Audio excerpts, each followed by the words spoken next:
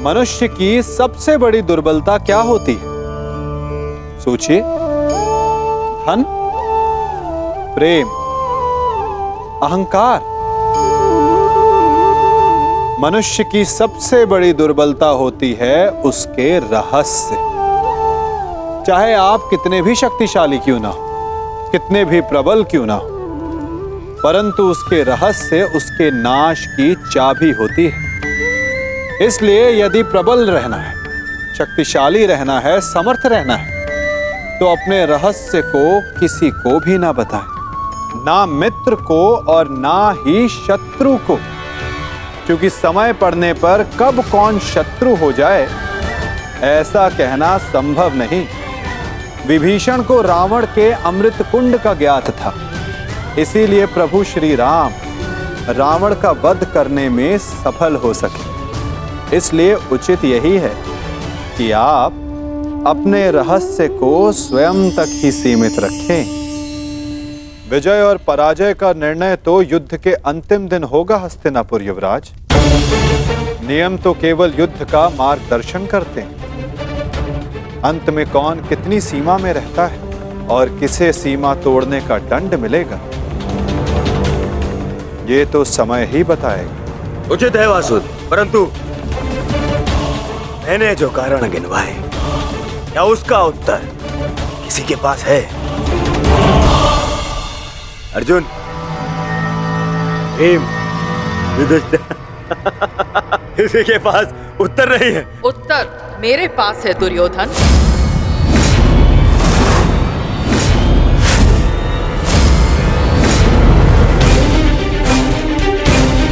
मैं नया जन्म लेके आऊंगी भीष्म, तुमसे प्रतिशोध पूर्ण करने।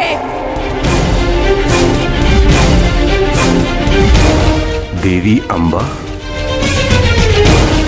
प्रतीत होता है गांधारी नंदन युद्ध को भी युद्ध समझ बैठे हैं। युद्ध के पासे भले ही किसी एक के संकेत पे पड़ते हो, परंतु युद्ध के पासे कभी भी पलट सकते हैं। उत्तम विचार द्रुपद नंदिनी, परंतु एक बात समझ में नहीं आई। आप यहाँ क्या कर रही हैं?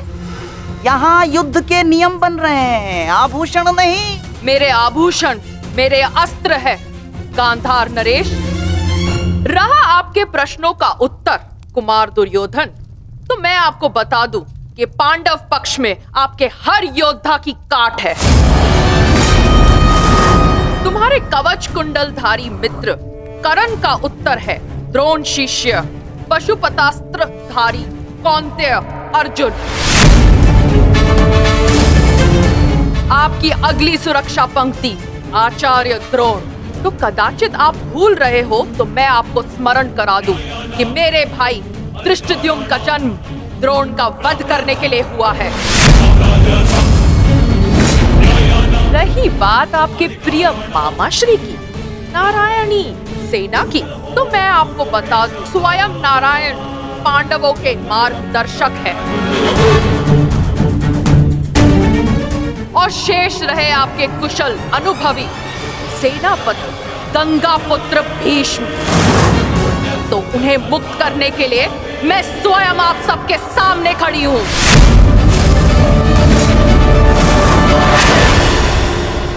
महाबली भीष्म को संसार भीषण से भीषण अपनी प्रतिज्ञा से जानते हैं, तो उन्हें यह प्रतिज्ञा भी निभानी होगी कि वो मेरे सामने शस्त्र नहीं उठाएंगे। तो कौरव दल स्वागत कीजिए पांडव पक्ष के सेनापति वीरांगना शिखंडिनी का। अद्भुत पांचाल कुमारी, अद्भुत। परंतु यह समय युद्ध की ललकार देने का नहीं है। यहाँ हम युद्ध के नियम निर्धारित करने के लिए बैठे हुए हैं, इसीलिए आप अपना स्थान ग्रहण करें। तो अब बिना किसी विलंब के युद्ध के नियम निर्धारित करने के लिए चर्चा की जाए। जैसे कि कुरुकुल की रीति रही है कि सदैव सबको समान अवसर दिया जाए, इसीलिए युद्ध के नियम निर्धारित करने के लिए भी हम कौरवों की तरफ से सभी उपस्थित महायोद्धाओं को नियमों का सुझाव देने का समान अवसर दिया जाएगा।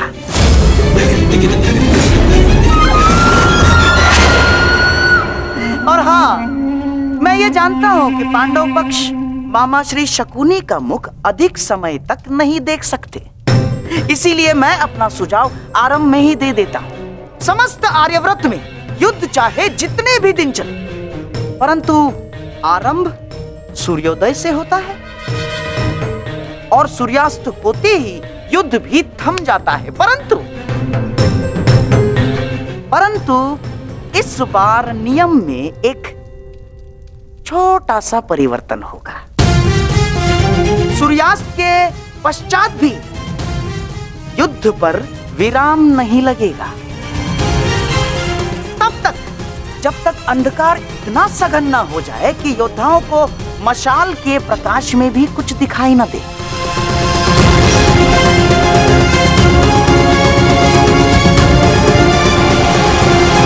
स्वीकार है, परंतु स्मरण रहे मामाश्री, यह नियम सब पर प्रभावी होगा। जब तक अंधकार में मैं देखने में असक्षम न हो जाऊं, मैं प्रहार करता रहूंगा। और स्मरण तो आपको है कि अंधकार में भी अर्जुन अपने लक्ष्य से कभी नहीं चूकता। मेरा भी एक सुझाव है। युद्ध में घायल या लड़ने में असमर्थ या निरस्त्र हुए योद्धा पर विपक्षी प्रहार नहीं करेगा। अति उत्तम मित्र, हमें स्वीकार है। अद्भुत अंगराज, आपका न्याय दर्शन तो सराहनीय है। हमें आपका ये नियम स्वीकार है। समान पद वाले योद्धा समान पद के योद्धाओं से द्वंद्व करेंगे। रथी रथी से द्वंद्व करेंगे, महारथी महारथी से द्वंद्व करेंगे, अश्वरोही से अश्वरोही द्वंद्व करेंगे और गजरोही से गजरोही द्वंद्व करेंगे। एक योद्धा केवल एक योद्धा से युद्ध करेगा। गुट बनाकर कोई भी किसी एक पर आक्रमण नहीं करेगा, किसी के पीठ पीछे कोई प्रहार नहीं करेगा।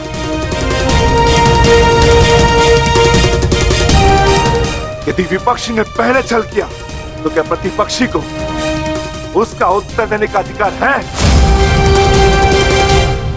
वो योद्धा की सोच पर निर्भर करता है विकोदर। एक महत्वपूर्ण नियम, इस युद्ध में वही योद्धा एक दूसरे का सामना कर सकता है जिसके पास समान रूप से अस्त्र, शस्त्र और शक्ति होगी। दुर्बल पर प्रहार करना निषेध होगा। और इस युद्ध में गदाधारी गदा युद्ध के नियम से और धनुर्धर धनुर्शस्त्र के युद्ध से युद्ध करेंगे।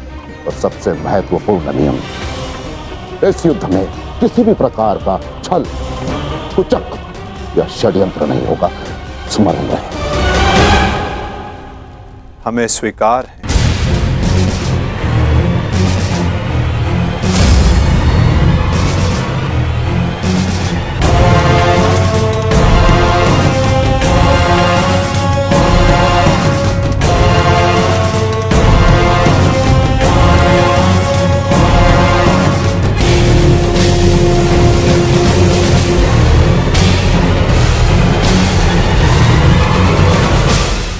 युद्ध के सारे नियम निर्धारित हो चुके हैं, परंतु अभी भी पांडव पक्ष से मुझे एक छोटी सी समस्या है।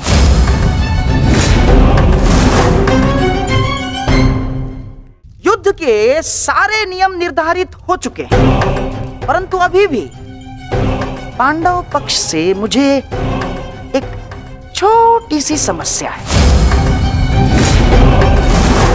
कैसी समस्या गंधार राज?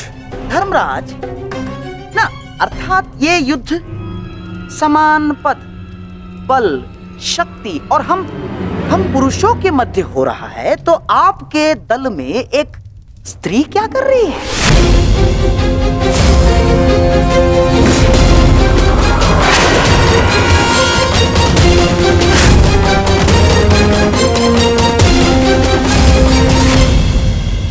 ना, पुरुषों के युद्ध में एक स्त्री का भाग लेना युद्ध के नियमों के विपरीत है धर्मराज। ये नियम आप जैसे द्रुत पुरुषों ने बनाए हैं, जो स्त्री को तुच्छ मानते हैं, केवल वस्तु मानते हैं।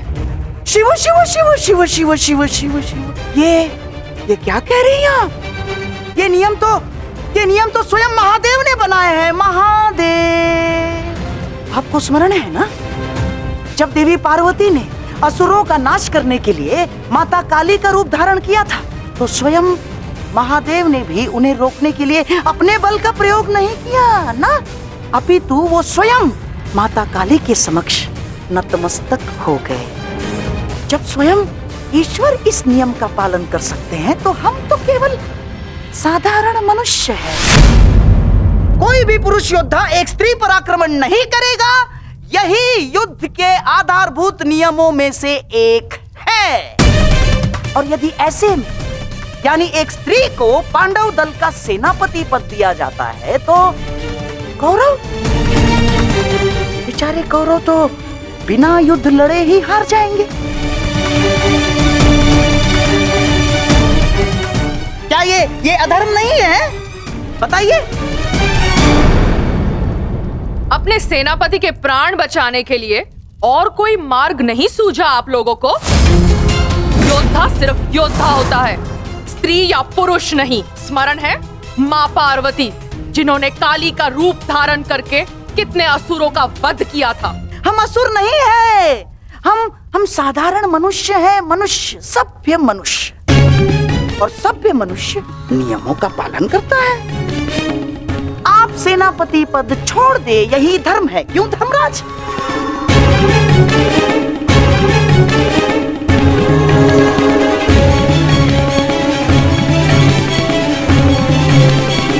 हाँ, तो सबके समक्ष युद्ध के सभी नियम निर्धारित हो चुके हैं। हाँ, परंतु अभी भी किसी के मन में शंका कुशंका हो तो यहाँ अपने विचार प्रकट कर सकते हैं।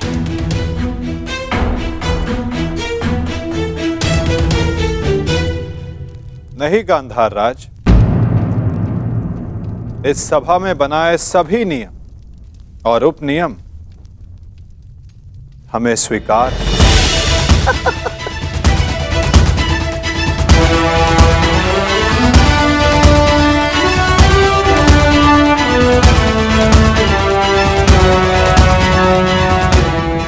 प्रणिपात। प्रणिपात।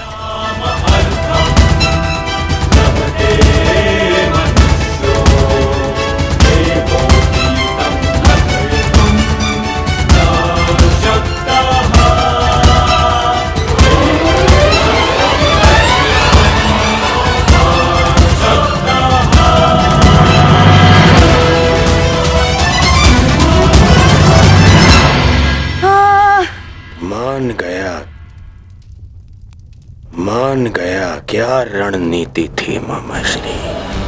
आपकी रणनीति को मैं मान गया मामाश्री।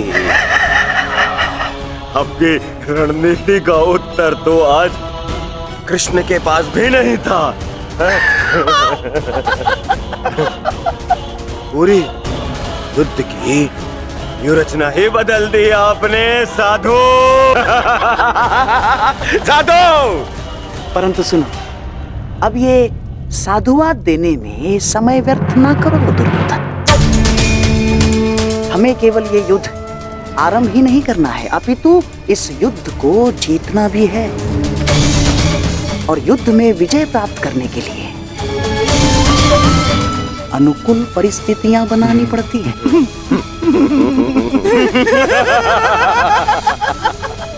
बहुत चतुर बन रहे थे ये पांडव, बहुत चतुर। परंतु अब इन्हें ज्ञात हो गया होगा कि इनकी हार निश्चित है।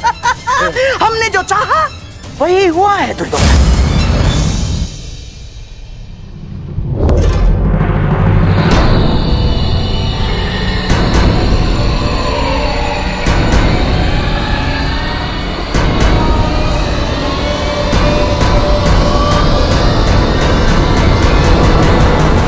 दिखा दी ना अपनी कायरता गंगा पुत्र। फिर से मौन रहकर तुमने अपने इच्छा मृत्यु के वरदान को लंबा कर दिया। फिर से अपनी दृष्टि झुकाकर तुम्हें लगता है कि तुमने अंबा के प्रतिशोध को झुका दिया।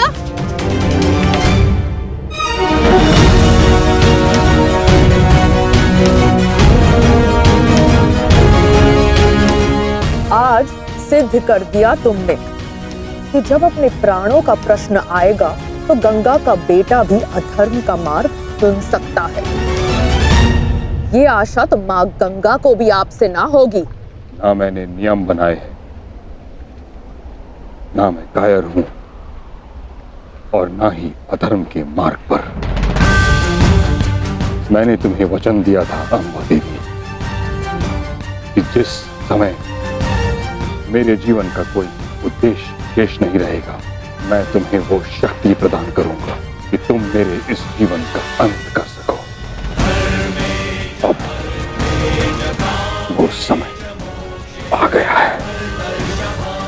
तुम्हें कदाचित विश्वास न हो, परंतु मुझे आशा है कि कुरुक्षेत्र में तुम मुझे मेरे भार से मुक्ति दिला दो। वरदान से मुक्ति जो मेरे लिए श्राप बन गया, उस मौन से मुक्ति जो पाप बन गया है भीष्म। मेरे अंदर कोई आशाएं शेष नहीं।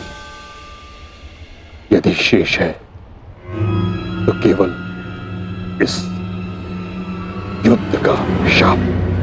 आपको इतना व्यथित देखकर बड़ी शांति मिली गंगा पुत्र। दाचित, आपको अब अनुभव हो गया है कि कैसा प्रतीत होता है जब मनुष्य के जीवन में कोई आशा, कोई उत्साह न रहे। स्मरण है भीष्म, यही मेरे जीवन के साथ किया आपने। एक वचन के लिए मेरा पूरा जीवन भस्म कर दिया। परंतु एक बात स्मरण रखना, इतनी सरलता से मैं अपने शत्रु को मुक्त नहीं होने दूंगी। मेरी प्रतीक्षा करोगे तुम गंगा पुत्र कि मैं कब तुम्हें मुक्त करूं। हर पल एक जन्म के समान होगा और प्रतीक्षा का आरंभ होता है अब।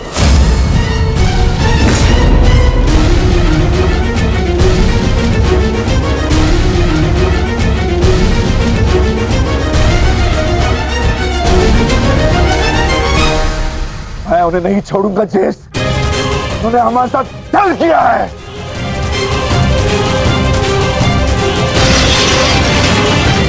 दादा भीम, शांत हो जाइए।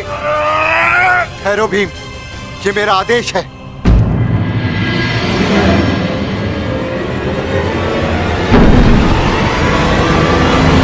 क्रोध केवल तुम्हें नहीं आ रहा है, रक्त हम सबको उबल रहा है। एक और हमारे ही मामा श्री को छल के कारण हमारे विरुद्ध युद्ध करना पड़ रहा है, और दूसरी ओर बड़ी ही चतुरता से उन्होंने शिखंडिनी को युद्ध से दूर कर दिया। यह समय क्रोध का नहीं, कर्म का है। इस समय कौरव सेना के पास 11 क्षणी सेना है और हमारे पास केवल 7।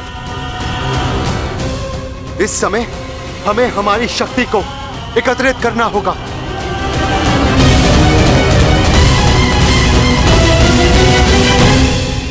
वासुदेव, क्या हम कभी भी कौरवों से न्याय की आशा नहीं रख सकते?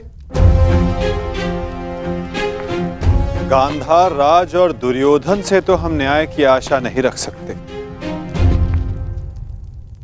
परंतु अंगराज कर्ण से, दानवीर कर्ण से आशा अवश्य की जा सकती है।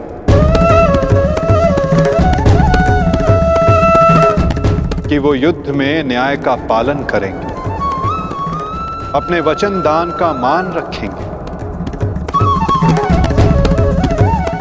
हम सब ने देखा कि अंगराज ने कौरवों के पक्ष में होते हुए युद्ध के लिए कैसे न्याय संगत नियम बनाए। परंतु वासुदेव, वो दुर्योधन के विरुद्ध कभी नहीं जाएगा और उस दुर्योधन से मुझे न्याय की कोई आशा नहीं। कायरों की भांति हमारी सैन्य शक्ति को छिन्न भिन्न करने लगा है। ज्येष्ठ, बहुत हो गई सभा, बहुत बन गया नियम, अब बस। अब समय आ गया है उस दुर्योधन को उचित उत्तर देने का। ठहरो भीम।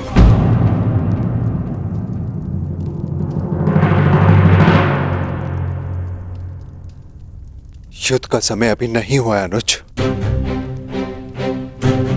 ज्येष्ठ, मैं तो केवल आपकी आज्ञा का पालन करने चाह रहा हूं।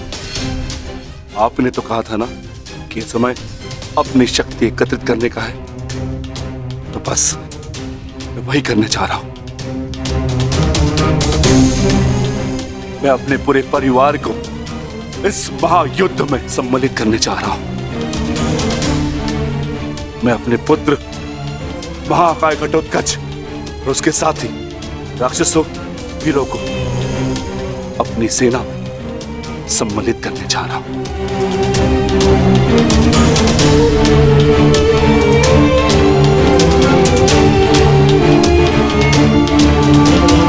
तुम उचित कह रहे हो अनुज। तुम्हें शीघ्र अतिशीघ्र यहां से प्रस्थान करना चाहिए।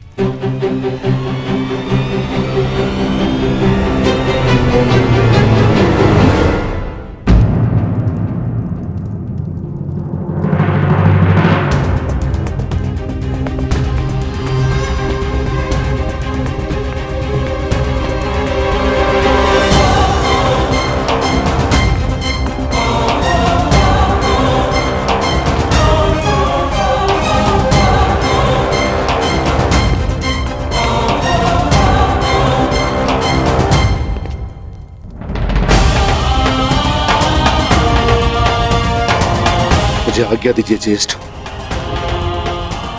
मैं प्रस्थान कर रहा हूं।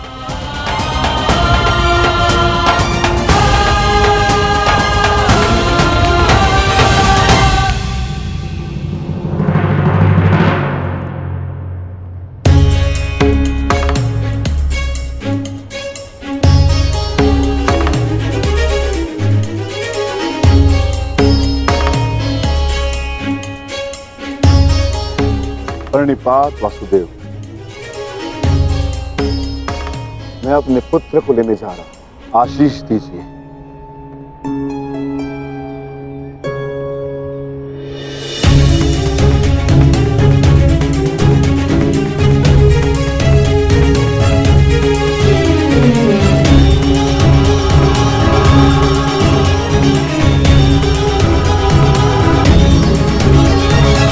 क्या हुआ माता? आप अचानक बाहर क्यों आ गए? और आप इतने विचलित क्यों? मैं विचलित नहीं हूं पार्थ, बस तनिक अशांत हूं। अशांत? मैं समझा नहीं माता। युद्ध होता ही ऐसा है पार्थ, जो मन को अशांत कर दे।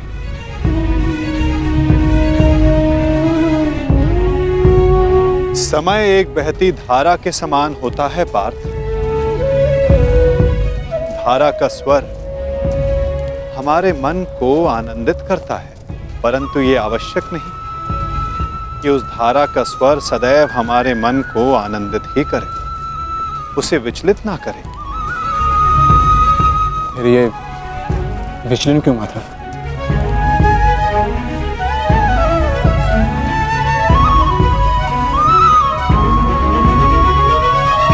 अन्न,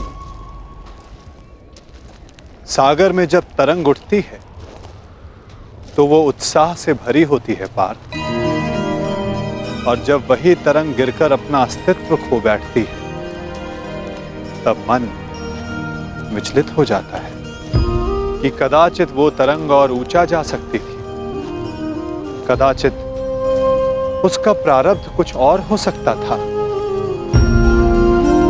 परंतु तरंग का प्रारब्ध ही उठना और गिर जाना है माता, है ना? तो फिर इसमें अशांत और विचलित होने की क्या बात है? तुमने सही कहा पार्थ, मुझे विचलित नहीं होना चाहिए, परंतु तुम बताओ कि तुम्हारा मन इतना अशांत क्यों है, इतना विचलित क्यों है? ऐसा कौन सा भाव है जो तुम्हें कष्ट दे रहा है? बोलो पार्थ। दानवीर कर्ण से आशा अवश्य की जा सकती है कि वो युद्ध में नियमों का पालन अवश्य करेंगे।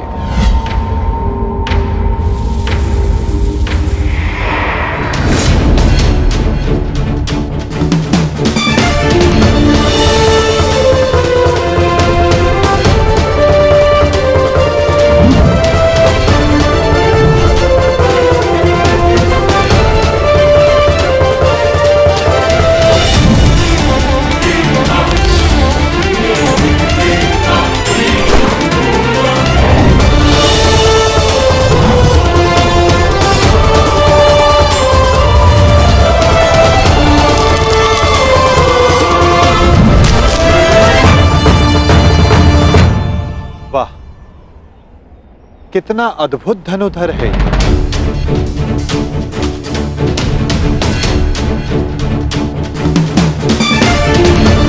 वासुदेव आप प्रणिपात। ये मेरा सौभाग्य है कि मैं आपसे टकराया।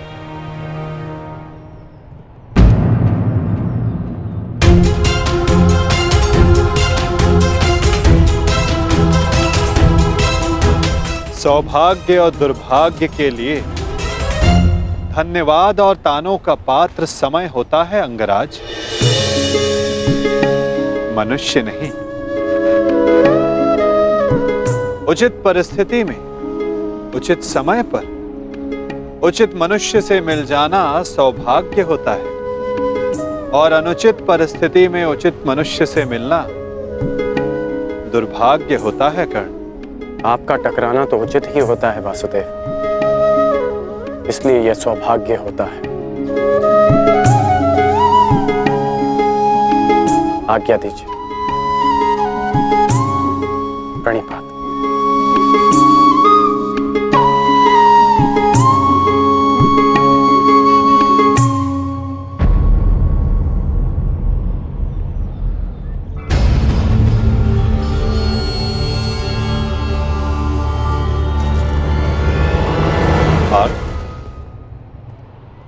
इसके शब्दों की भांति इसके बाण भी कितने अमोघ हैं ना।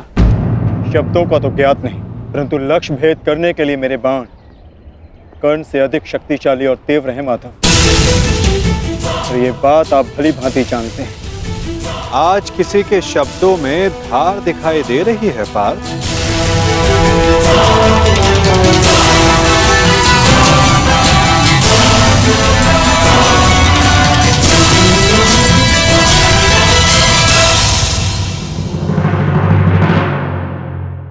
पार्थ,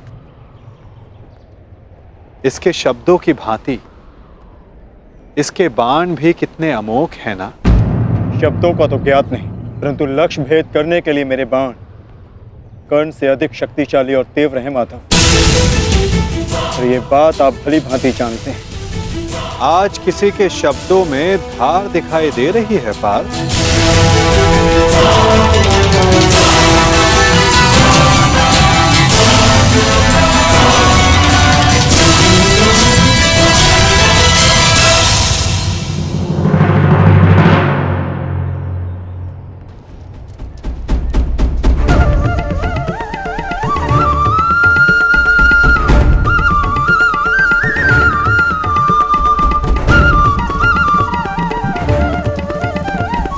अब बता भी दो अपने सखा को, ऐसी कौन सी बात है जो प्रतिपल तुम्हें और अधिक अशांत किए जा रही है पार्थ।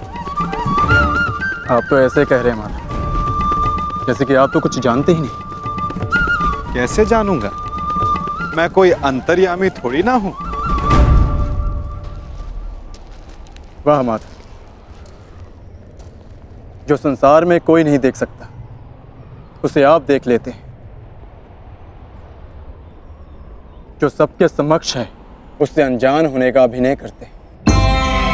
आप भली भांति जानते हैं इस बात को मैं इतना व्यग्र क्यों हूं। क्यों आपके विचारों पर, आपके समय पर उसका अधिकार है। क्यों माता, क्यों?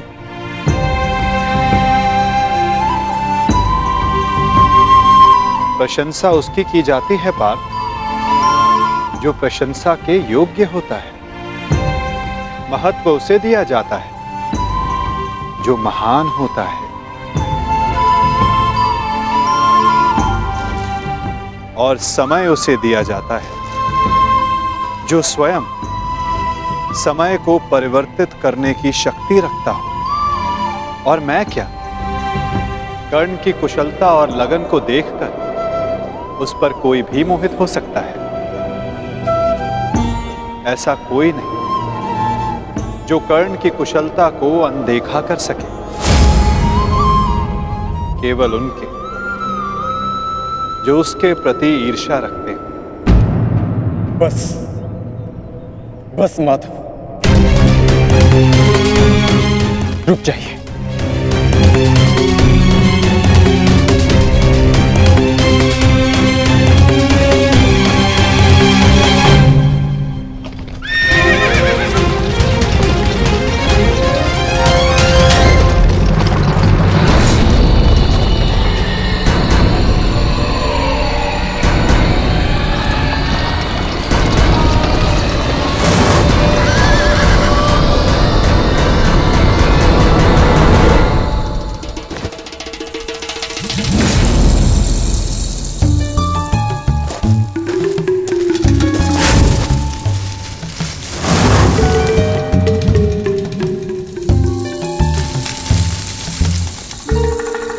कौन है वहां? कौन है जो मेरा पीछा कर रहा है? यदि साहस है तो सामने आ। आपको लगता है कि मुझे कर्ण से ईर्ष्या है, परंतु मुझे कर्ण से ईर्ष्या क्यों होगी माता? मैं भी मानता हूँ कि वो एक महान धनुर्धारी है और इस बात का मैं सम्मान भी करता हूँ, इसलिए उसके साथ अपना अधूरा द्वंद्व पूर्ण करना चाहता हूँ। परंतु माता, आप कैसे भूल सकते हैं वो अर्जुन ही था जिसने विराट युद्ध में कर्ण को पराजित किया था।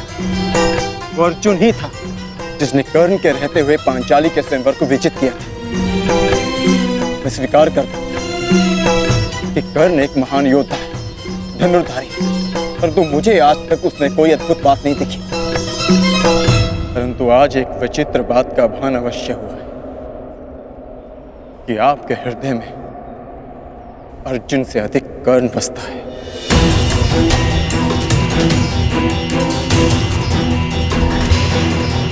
पार्थ, विराट युद्धगाह में तुमने नहीं, सूर्यास्त ने उसे परास्त किया था।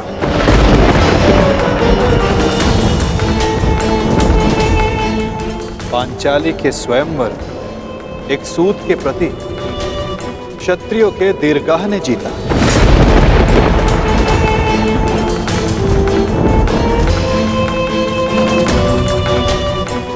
और रही बात मेरे मन में सम्मान की, तो पार्थ, मेरे मन में, मेरे हृदय में जितना सम्मान तुम्हारा है, उतना ही सम्मान अंगराज कर्ण का है। पार्थ,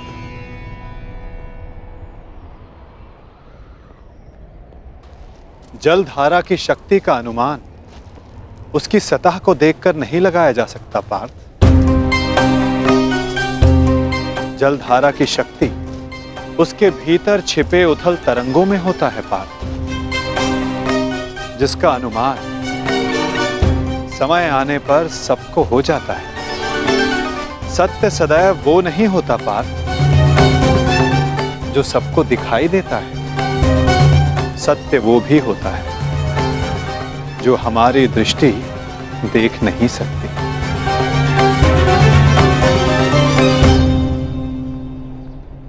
और बहुत शीघ्र तुम्हें उसका अनुमान भी हो जाएगा।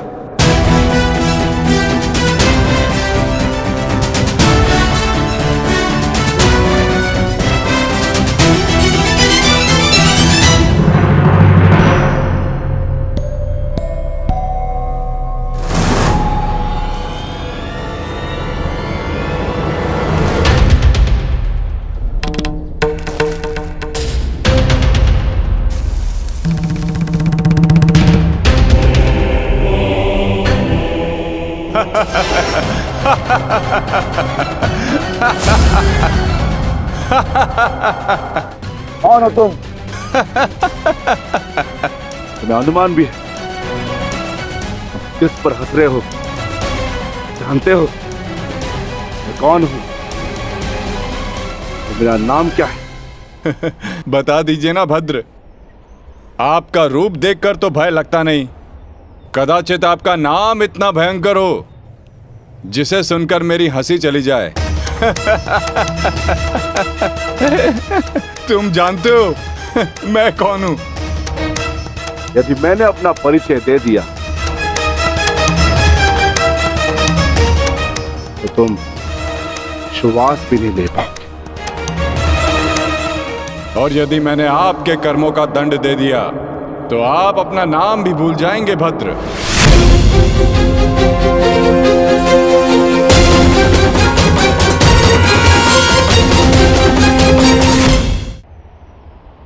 और यदि मैंने आपके कर्मों का दंड दे दिया तो आप अपना नाम भी भूल जाएंगे भद्र। जिस भांति आप पौधों और वनस्पति को अपने पांव तले कुचलते चले जा रहे हैं, स्पष्ट है कि निसर्ग के प्रति आपको कोई सम्मान नहीं है। वन से ऐसा व्यवहार केवल दो ही जंतु कर सकते हैं, एक जो मूर्ख हो और दूसरा कोई वानर हो। इसीलिए सोच रहा हूं कि आप कोई मूर्ख हैं या फिर कोई वानर। मूर्ख, तुम्हें तुम्हारी मृत्यु क्या खींच लाई?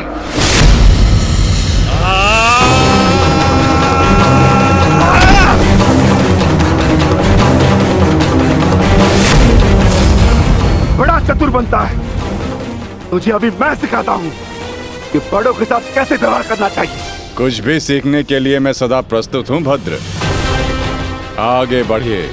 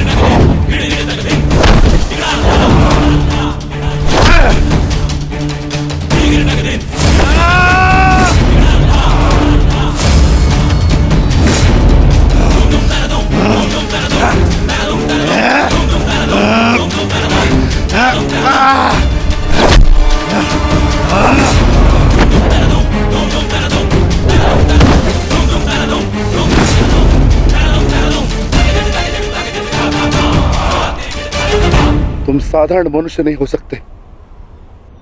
कौन हो? कौन हो तुम?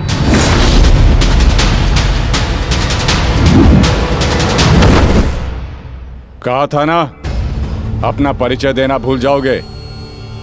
अब सुनो मेरा परिचय। मैं हूं बर्बरीक, घटोत्कच पुत्र बर्बरीक।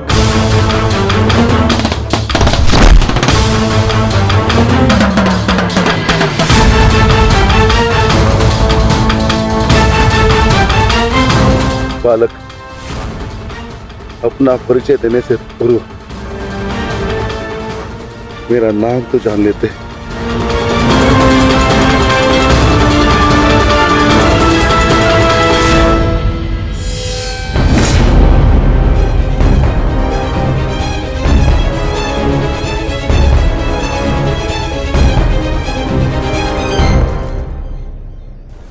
क्षमा चाहता हूं माता, परंतु एक बात जानना चाहता हूं। ऐसा क्या है उस कर्ण में जो वो कर सकता है और वही सब उससे अधिक कुशलता से मैं कर सकता हूँ। अवश्य पार्थ, अवश्य तुम कर सकते हो, परंतु कर सकने में और कर लेने में बड़ा अंतर होता है पार्थ। अर्थात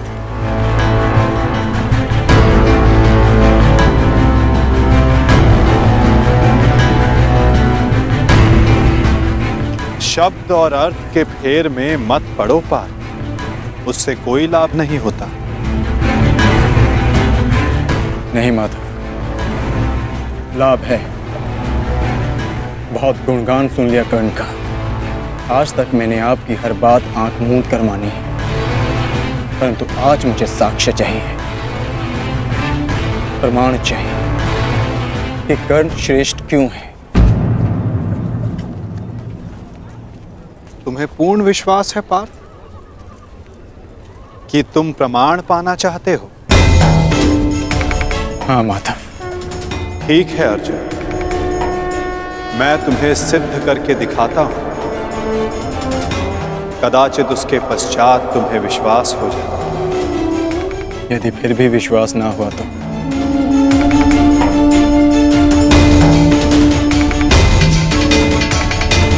मैं वचन देता हूं पार्थ, कर्ण की प्रशंसा तो दूर, तुम्हारे समक्ष उसका नाम तक नहीं लूंगा।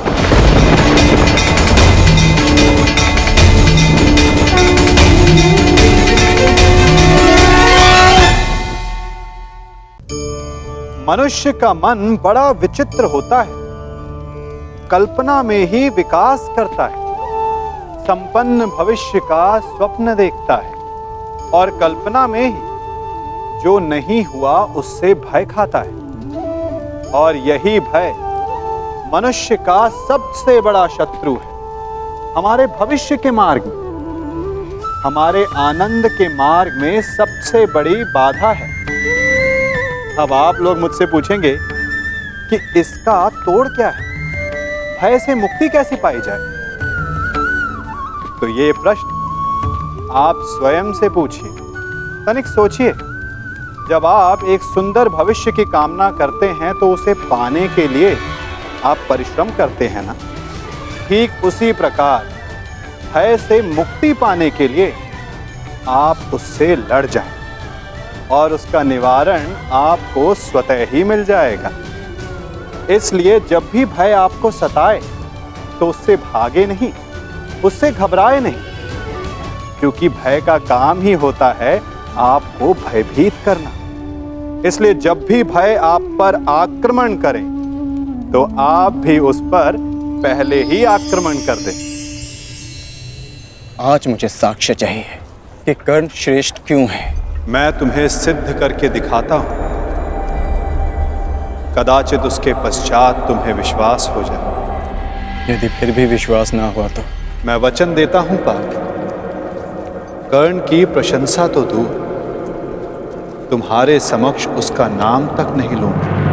मैं परीक्षा के लिए तैयार हूं।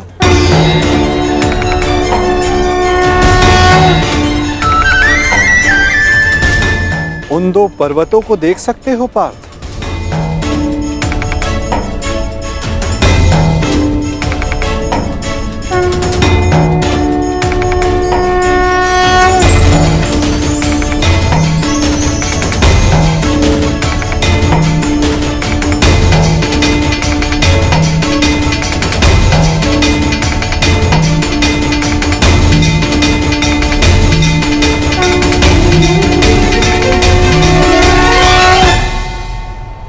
स्वर्ण पर्वत? हाँ पार्थ, अब ये दोनों पर्वत स्वर्ण में परिवर्तित हो चुके हैं।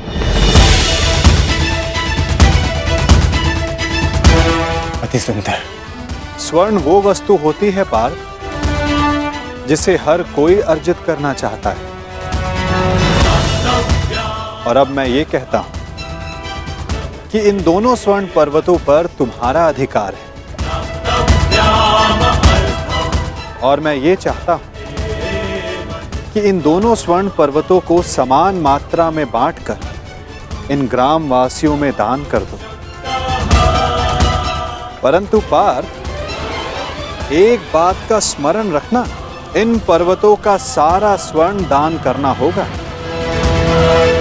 स्वीकार है तुम्हें?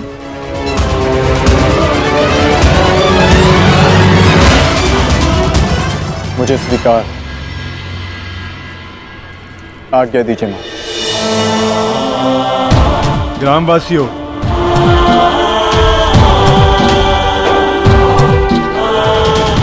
मैं पांडु पुत्र अर्जुन ये घोषणा करता हूं, ये दोनों स्वर्ण मेरु समान मात्रा में विभाजित करके आप सबको दान में दिए जाएंगे।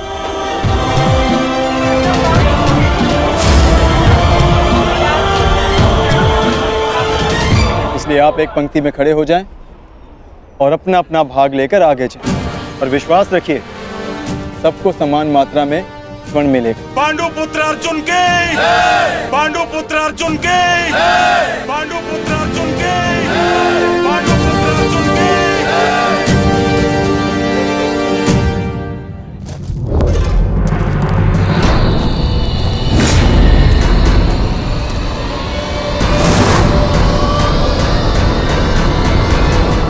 ये क्या है पुत्र? अब कौन सी समस्या उठा लाए अपने कंधे पर? हाँ बार्बरिक, कौन है ये? और इनकी ये दशा किसने की? चिंता ना करो माता, ये केवल मूर्छित ही हुए हैं। परंतु कैसे? बस ये मुझे चुनौती देने की भूल कर बैठे। मुख से तो ये मूर्ख नहीं लगते, पर कार्य मूर्खों वाला कर बैठे।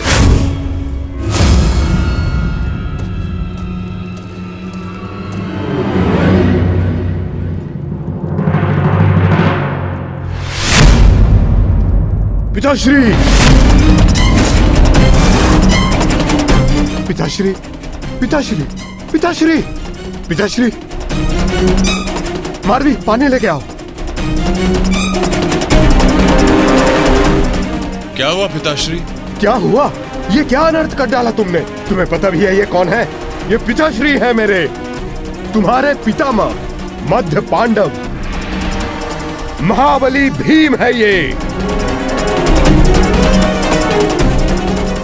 जिनका सम्मान करना चाहिए उन पर प्रहार कर उनको अपमानित कर दिया। लज्जा आती है मुझे कि तुम मेरे पुत्र हो। हाँ, जो तुमने किया वो मूर्खता नहीं पाप है।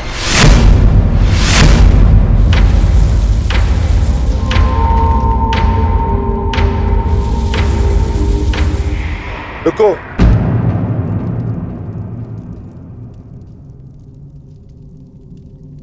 पिताश्री, मैं अपने मूर्ख पुत्र की ओर से क्षमा मांगता हूं। क्या ये मेरा पौत्र है? प्राणिपात पितामह, अपनी उद्दंडता पर मैं लज्जित हूं।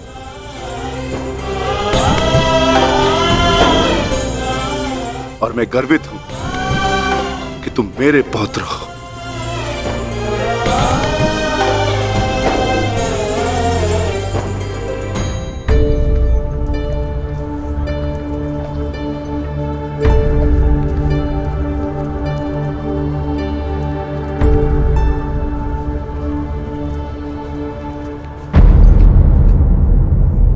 जिस भीम को जरासंध भी परास्त नहीं कर पाया, उसे धूल चटाकर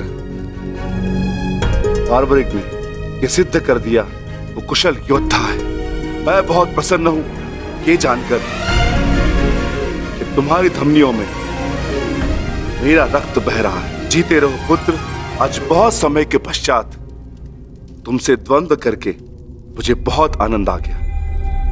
परंतु पिताश्री, आपके यहां आने का प्रयोजन क्या था?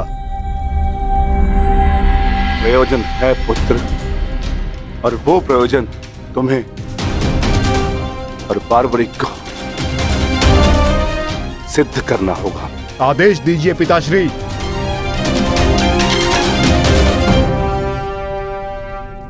कौरवों और हमारे मध्य महायुद्ध आरंभ होने वाला है। तुम मेरे वंश के वीर हो। हमारे पक्ष को शक्तिशाली बनाने के लिए मुझे इस महायुद्ध में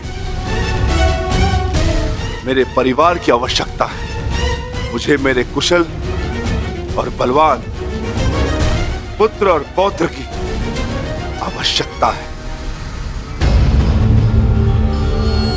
क्या तुम मेरा साथ दोगे? हम आपके आदेश के अनुपालन के लिए प्रस्तुत हैं पितामह। इस युद्ध में आपके लिए प्राण देना हमारे लिए गर्व की बात होगी। मेरा परिवार मेरे साथ है तो इस महायुद्ध में हमारी विजय निश्चित है।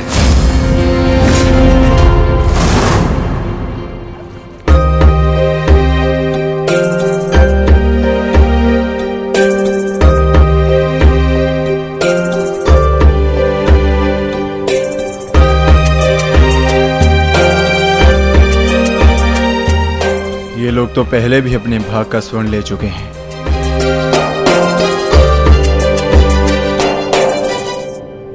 ये लीजिए माते।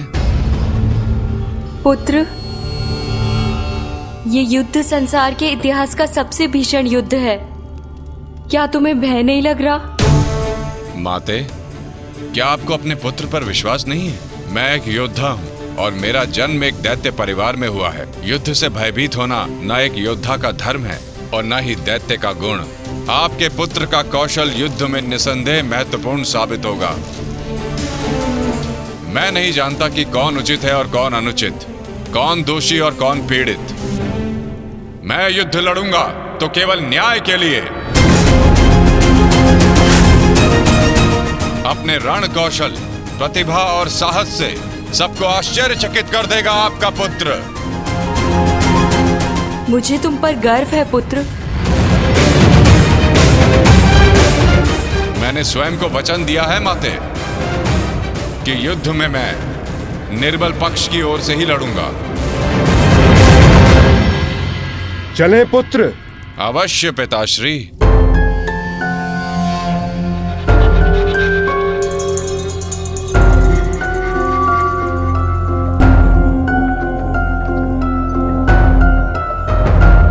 रुक जाइए, थोड़ा विश्राम करते हैं।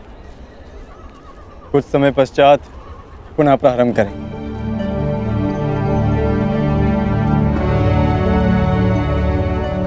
क्षमा चाहता हूं माधव, परंतु मैं ये जानना चाहता हूं कि आपकी ये परीक्षा कब समाप्त होगी। अभी तक तो मैं आधा पर्वत भी नहीं बांध पाया और थकान सा अनुभव कर रहा हूं। पार्थ, अभी तो तुम्हारी परीक्षा का आरंभ हुआ है और तुम इतना शीघ्र थक गए। थक तो मैं गया ही हूं माधव, परंतु पराजय स्वीकार नहीं करूंगा। क्षमा चाहता हूं माधव, परंतु अभी तक मुझे आपकी इस परीक्षा में आपका उद्देश्य समझ नहीं आया। ठीक है पार्थ, मैं तुम्हें अपना उद्देश्य बताता हूं। इस कहानी का दूसरा कोण तुम्हारे समक्ष लाता हूं। अब तुम्हें स्वर्ण नहीं बांटना है, बस यहां खड़े रहकर जो कुछ भी घटित होगा उसका साक्षी बनना है।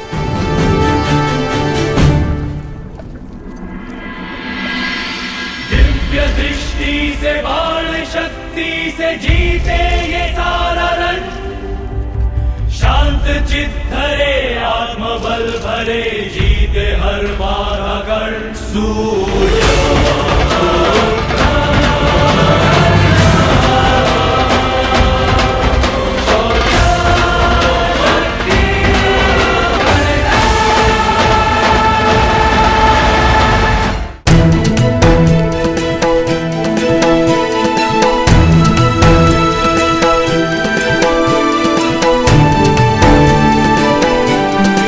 प्रणिपात वासुदेव।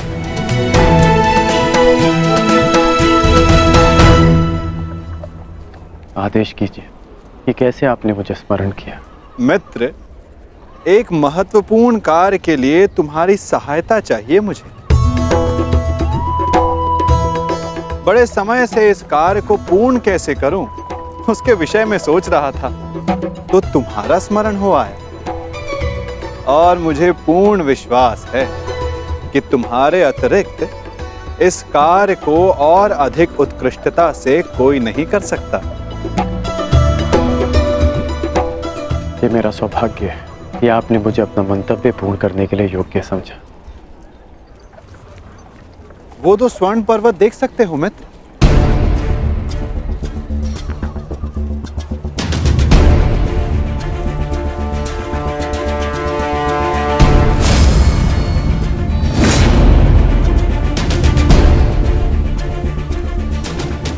अब इन स्वर्ण पर्वतों पर तुम्हारा अधिकार है और मैं चाहता हूं कि इन स्वर्ण पर्वतों को तुम समान मात्रा में बांटकर इन ग्राम वासियों में दान कर दो। परंतु एक बात का स्मरण रखना मित्र, इन दोनों स्वर्ण पर्वतों का सारा स्वर्ण दान करना होगा। जो आदेश वासुदेव।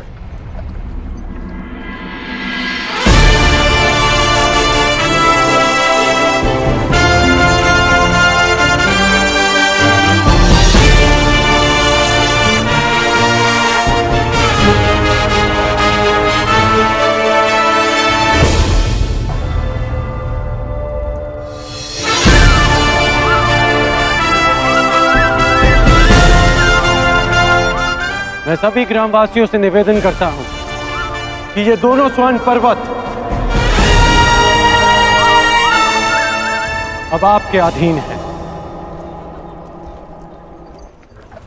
आप सब जाकर इस सारे स्वर्ण को आपस में समान भाग में बांट लें।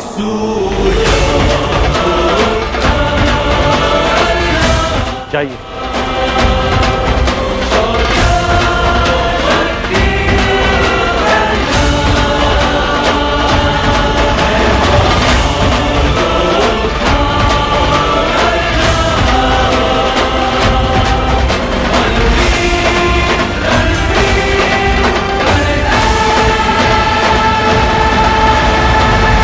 प्रणिपात।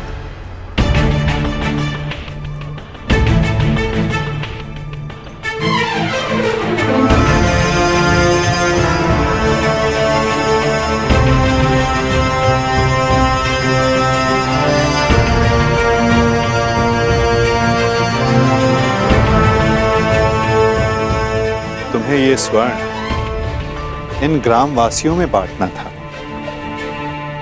परंतु तुम भी इन ग्राम वासियों की भांति ही स्वर्ण के प्रति आकर्षित हुए।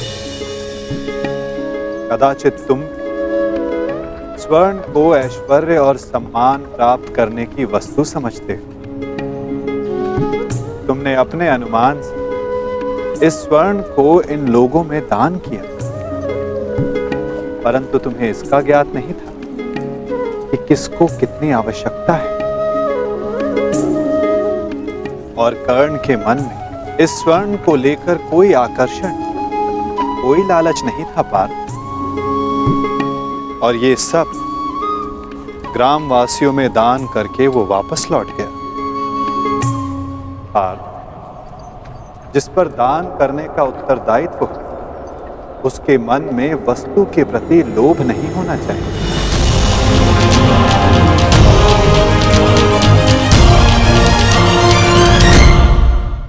तुम्हारे मन में ये इच्छा थी कि तुम्हारा न्याय पूर्वक ये स्वर्ण दान करने के लिए ये लोग तुम्हारी प्रशंसा करें।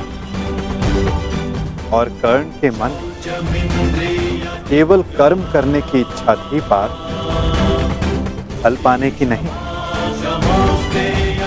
ये वितरांग गुण, ये विरक्ति मनुष्य का लक्ष्य पाने की, उसका दान करने के संकल्प को दर्शाता है। एक समय था पार्थ कि तुम केवल चिड़िया की आंख को देखते थे, परंतु आज तुमने केवल चिड़िया की आंख को नहीं, पूरी चिड़िया को देखा। उसकी चाह पूर्ण करने की राह को देखा। और यही अंतर है तुम में और कर्ण में पार्थ। वही अंतर जो एक सामान्य मनुष्य और विशेष मनुष्य में होता है। मैं आपका तात्पर्य समझ गया माता। और ये भी समझ गए कि आपके हृदय में कर्ण का स्थान मेरे स्थान से ऊपर क्यों है। नहीं पार्थ, ऐसा नहीं है। तुम भी मेरे लिए अत्यधिक प्रिय हो, परंतु जैसा कि मैंने पहले भी कहा, जितना प्रेम, जितना सम्मान मेरे हृदय में कर्ण के लिए, उतना ही प्रेम, उतना ही सम्मान तुम्हारे लिए भी मेरे हृदय में है पार्थ। परंतु कर्ण के प्रति मैं तुम्हारा दृष्टिकोण बदलना चाहता हूं। जिस प्रकार, जिस दृष्टि से मैं कर्ण को देखता हूं, उसी दृष्टि से तुम्हें भी दिखलाना चाहता हूं पार्थ। मैं तुम्हें केवल ये बताना चाहता था पार्थ कि क्यों कर्ण को दानवीर कर्ण के नाम से जाना जाता है। मैं समझ गया माधव, आप धन्य हैं।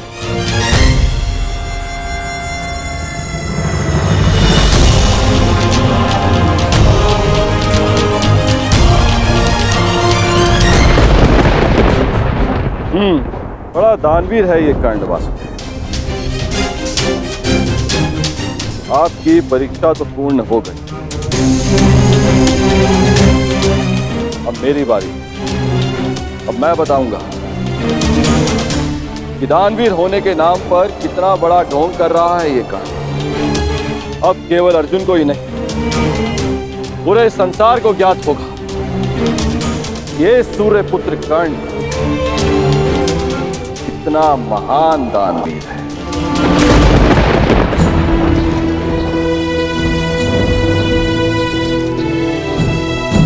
मित्र, तुम्हारी परीक्षा अभी पूर्ण नहीं हुई है। तुम्हारी इस दानवीरता की सबसे विकट परीक्षा अभी शेष है मित्र, और उस परीक्षा में सफल होने के लिए तुम्हें बहुत बड़ा मूल्य चुकाना होगा। तुम्हारी उस परीक्षा के समक्ष मेरी ये परीक्षा मानो बालकों का खेल सिद्ध होगी मित्र। सावधान रहना। आप जानते नहीं कि आज मैं कितना प्रसन्न हूं कि आपको मेरी चिंता है, कि मैं आपके मन में बसता हूं। अब मुझे और कुछ नहीं चाहिए। अब यदि मैं अपने प्राणों को भी दान में दे दूं, तब भी सदा मैं धनी रहूंगा।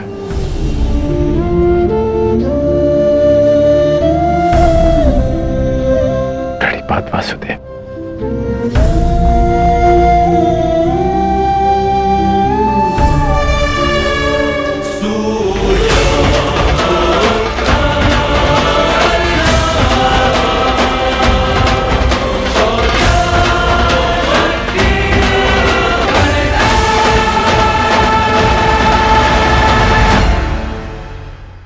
हम सब मित्रों के साथ रहना चाहते हैं, शत्रुओं से दूर रहना चाहते हैं। क्यों? क्योंकि हमें जीवन में आनंद पाना है, जीवन में आगे बढ़ना है, स्वयं को संपन्न देखना है। और यदि किसी से भी आप पूछेंगे कि जीवन में सफलता पाने के लिए सबसे अधिक आवश्यकता किसकी होती है, तो हर एक आपको लगभग एक ही उत्तर देगा। सफलता प्राप्त करने के लिए आपको सच्चे मित्रों की आवश्यकता होती है। परंतु यदि आपको और अधिक सफल होना है, तो आपको केवल मित्रों की नहीं, शत्रु की अधिक आवश्यकता है।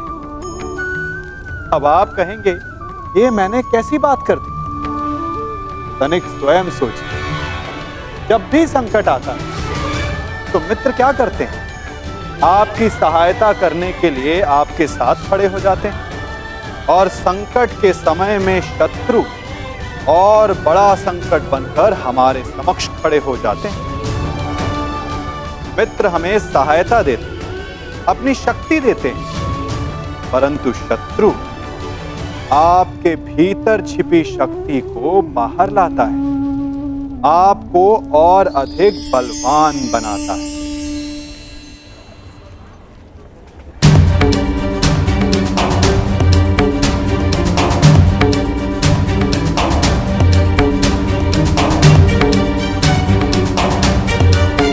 क्या हुआ माधव? कुछ हुआ नहीं पार्थ, परंतु शीघ्र ही होने वाला है। पार्थ, प्रतीत होता है कि तुम्हारे भ्राता विकोदर वापस लौट आए हैं। जाओ, जाकर अपने अग्रज का स्वागत करो। जाओ पार्थ। आप नहीं आएंगे माधव? तुम जाओ पार्थ, मैं कुछ समय पश्चात आता हूं।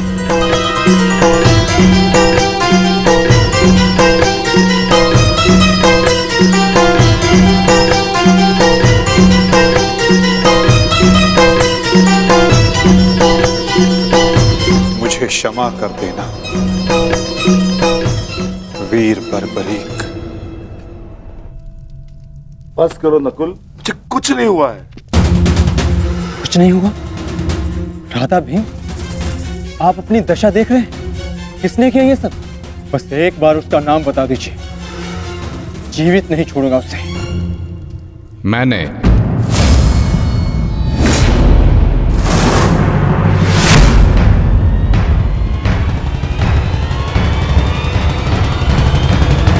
कौन हो तुम दुस्साहसी?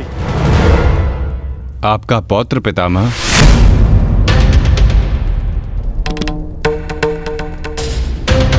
घटोत्कच पुत्र बर्बरीक हूं मैं।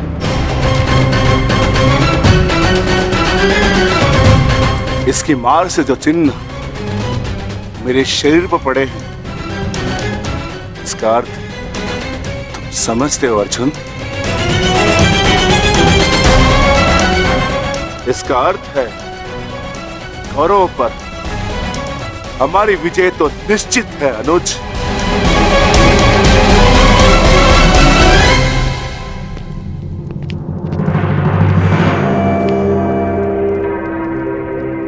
बार्बरिक बल और युद्ध कौशल दोनों में सर्वश्रेष्ठ है। इस महायुद्ध में इसका सामना कोई नहीं कर पाएगा और मुझे विश्वास है कि बार्बरिक अकेला ही इस महायुद्ध को समाप्त करने में सक्षम है। तो ये तो बहुत प्रसन्नता की बात हुई।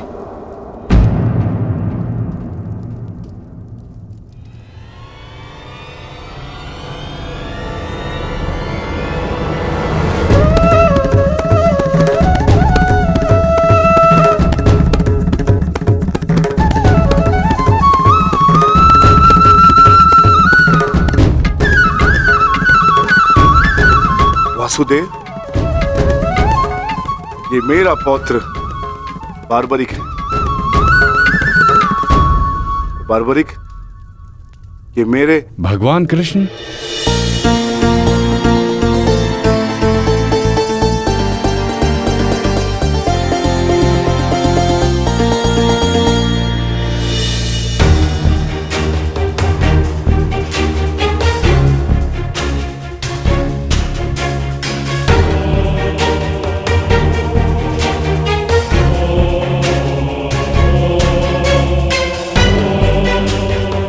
बचपन से आपकी कथाएं सुनकर ही बड़ा हुआ हूं प्रभु।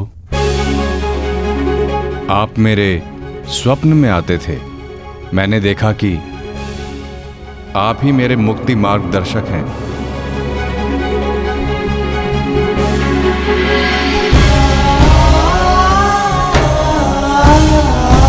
आप ही मुझे मेरे परम लक्ष्य तक पहुंचाएंगे ना प्रभु?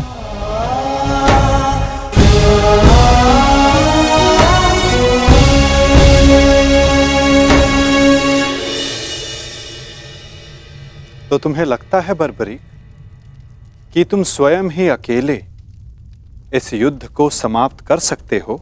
आप आदेश दें तो। और ऐसा करने के लिए तुम्हें कितना समय चाहिए बर्बरीक? आप सब बताएं, कि आपके अनुमान से कितना समय लगना चाहिए? जो भीम ने बताया उसके अनुसार 1 माह। 1 पखवाड़े में भी हो सकता है। 2 दिन। नहीं, केवल 1 दिन।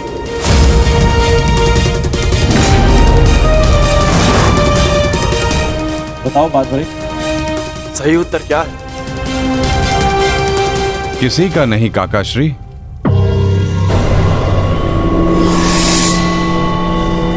तो बताओ बर्बरी,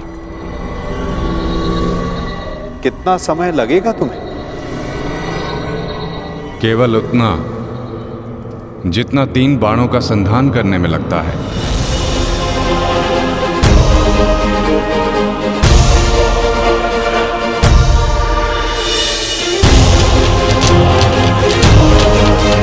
इन 3 बाणों की सहायता से मैं इस युद्ध को 3 पल में समाप्त कर सकता हूं।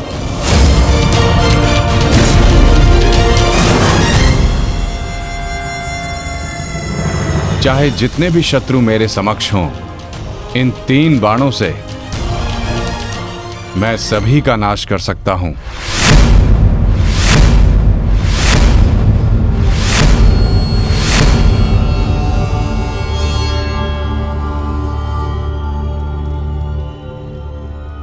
मैं केवल कथनी पर विश्वास नहीं करता बर्बरी, मुझे करनी का प्रमाण चाहिए।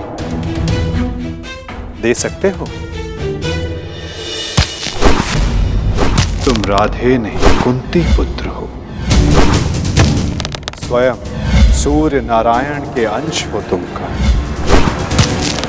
जब तुम्हारा जन्म हुआ मैं अविवाहित थी पुत्र, क्या करती मैं, मुझे तुम्हें त्यागना पड़ा। क्रोध, अशांति, पीड़ा ध्यान केंद्र में सबसे बड़ी बाधा है। अपने क्रोध को, अपनी अशांति को, अपनी पीड़ा को शस्त्र बनाकर इसका उपयोग करो। कौन? उपयोग करो।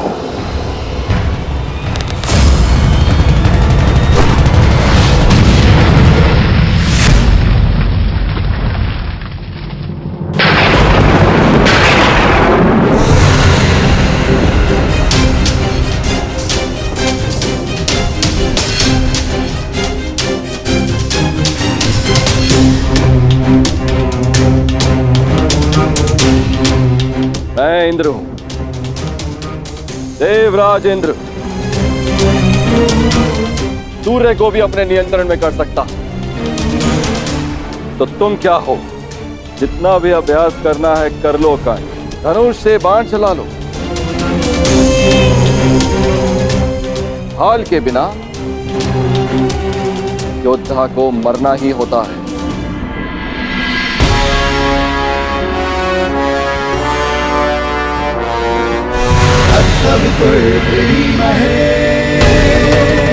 ये आपकी भूल है इंद्रदेव।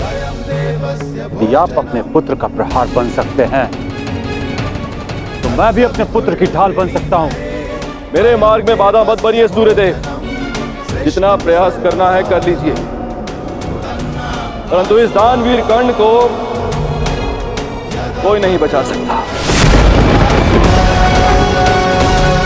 आप करना क्या चाहते हैं इंद्रदेव? वही जो मैं सदा से करता आया हूं, अपने शत्रु की दुर्बलता से लाभ उठाना।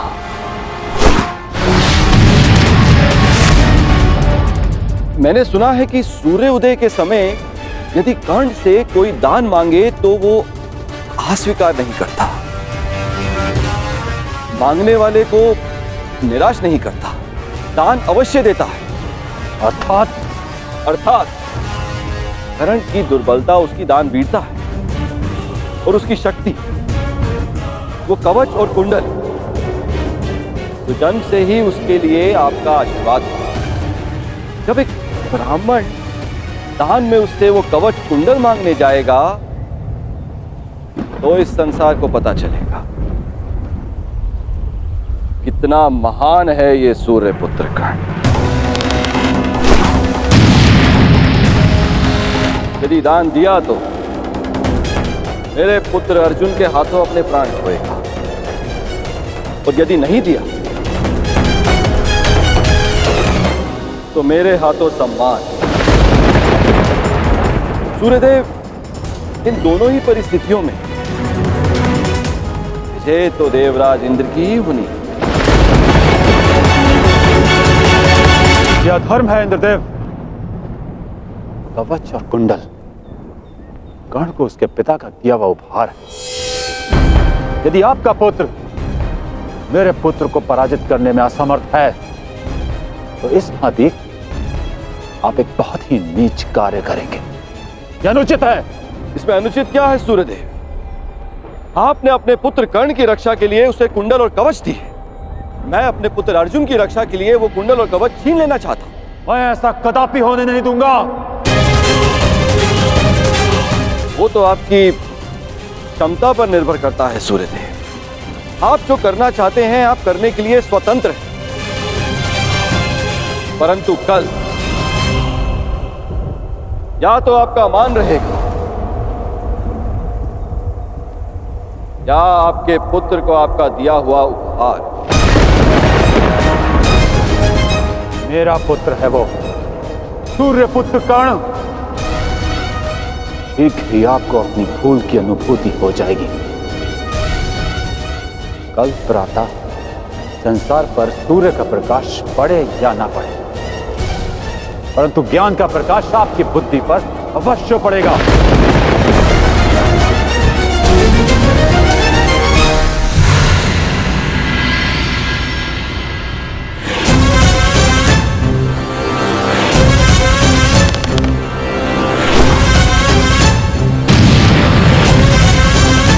किसी कर्ण ने कहा था,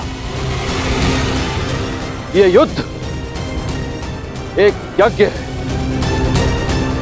और यज्ञ को सफल बनाने के लिए त्याग और दान करना होता है। सूर्यदेव, तुम्हारे इस पुत्र कर्ण को अपने प्राणों का बलिदान देना होगा।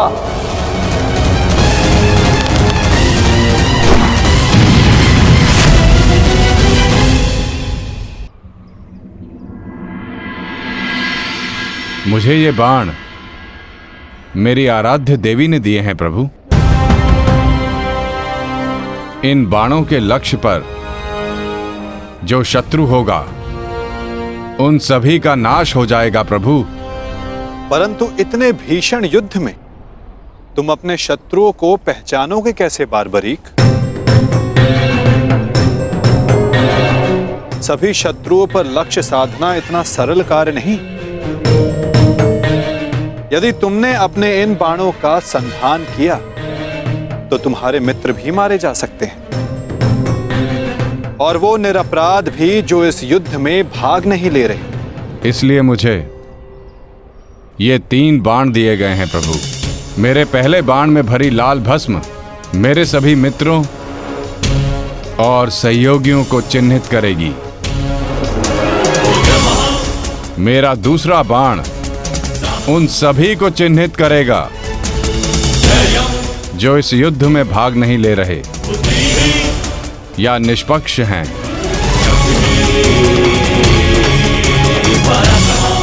और ये तीसरा बाण एक क्षण में उन सभी का अंत कर देगा जिन्हें मैंने चिन्हित नहीं किया, अर्थात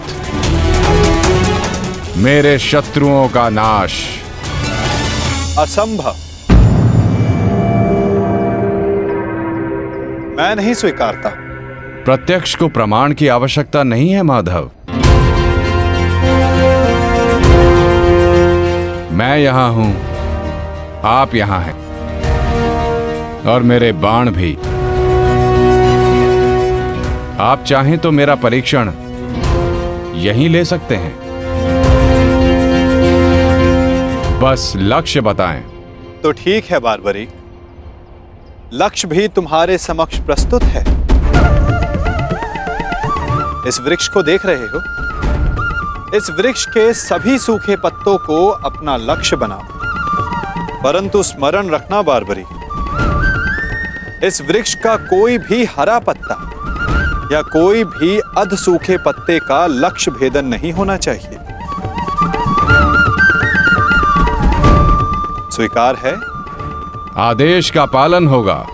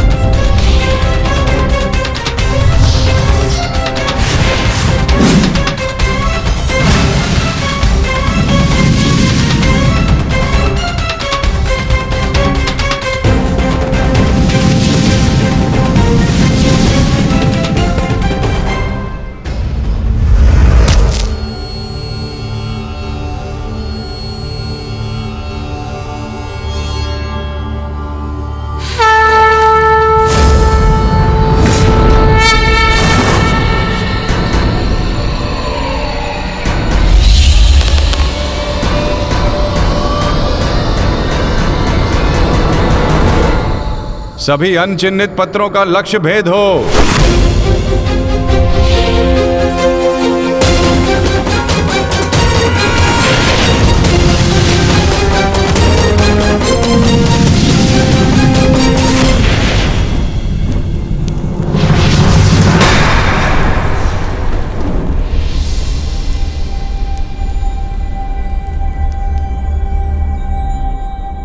प्रतीत होता है कि कोई सूखा पत्ता शेष रह गया है बारबरीक।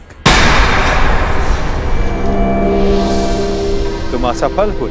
न मैं असफल हुआ हूं और ना मेरा तीर कोई लक्ष्य छोड़ेगा।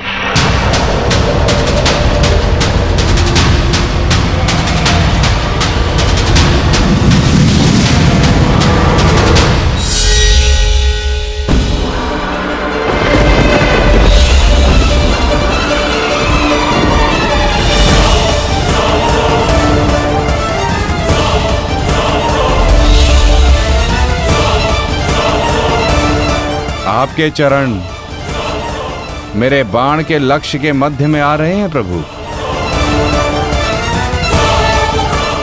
आपसे निवेदन है कि आप अपने चरण हटाइए प्रभु, अन्यथा यह आपके चरण को भेद देगा। तो क्या ये बाण अपना लक्ष्य भेदने के लिए मेरे पांव पर आघात कर सकता है? जी प्रभु, शीघ्र अपने चरण हटाइए।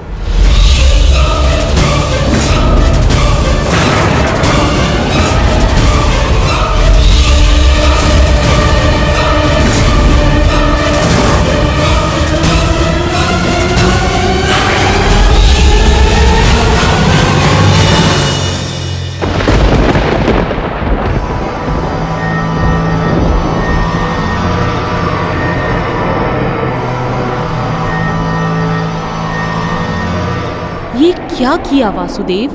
मेरा वरदान था कि ये बाण कभी लक्ष्य चूकेंगे नहीं। मैं वासुदेव आपके वरदान का मान अवश्य रखूंगा।